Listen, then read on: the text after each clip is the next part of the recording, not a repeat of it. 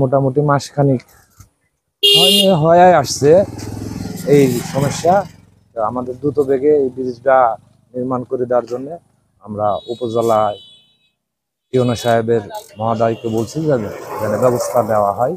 আমাদের এই ব্রিজটা যদি দেখা যাচ্ছে যে ভেঙে পড়ে যায়, আমাদের এদিককার যোগাযোগ ব্যবস্থা খুবই বিচ্ছিন্ন হয়ে যাবে। দেখা যাচ্ছে আমাদের দেলুয়া দিয়ে ঘুরে আসতে হবে। এই জন্য তাদের কাছে আমরা খুব দ্রুত বেগে আহ্বান করছি যেন এটা আমাদের নির্মাণ করে দেয়। ইয়ার কলোনি কালোপাড়া বাড়ি। ব্রিজটা কিন্তু অনেক দিনকার ব্রিজটা, গাড়ি গেছে, ট্রাক ও গেছে ভাঙি। ধরেন যে 15 দিন হয়ে গেল ভাঙা,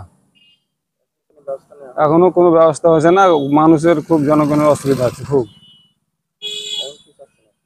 একটু আমরা চাচ্ছি যে এই ব্রিজটা তাড়াতাড়ি একটু ভালো করে দিলে হয়। এই ব্রিজটা গোপালপুর থেকে রাজাপুর ঈশ্বরদী মেন রোড, এই রোড দিয়ে ভারী যানবাহন চলাচল করে।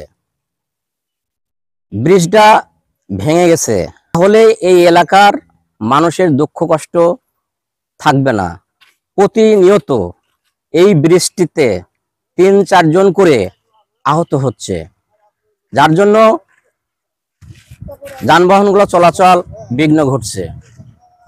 আমি আশা করব জেলা প্রশাসক, উপজেলা প্রশাসন সকলের দৃষ্টি আকর্ষণ করছি, এই ব্রিজটি নতুন করে তৈরি করা হোক, এলাকার মানুষের দুঃখ কষ্ট দূর হোক, আমরা সবাই যেন ভালো থাকতে পারি এবং সুন্দরভাবে গাড়িগুলো চলাচল করতে পারে মেন রোড দিয়ে, এবং আমাদের যাতে হতাহত না হতে হয় এই জন্য আমি উপজেলা প্রশাসন এবং জেলা প্রশাসকের কাছে আমি দাবি করছি আমাদের এই ব্রিজটি নতুন করে তৈরি করা হোক, এই আশাবাদ ব্যক্ত করছি। ব্রিজ ভাঙা, গাড়ি পার হওয়ার সমস্যা হচ্ছে, ব্রিজটা অতি তাড়াতাড়ি দ্রুত সারিয়ে দেওয়ার ব্যবস্থা করে।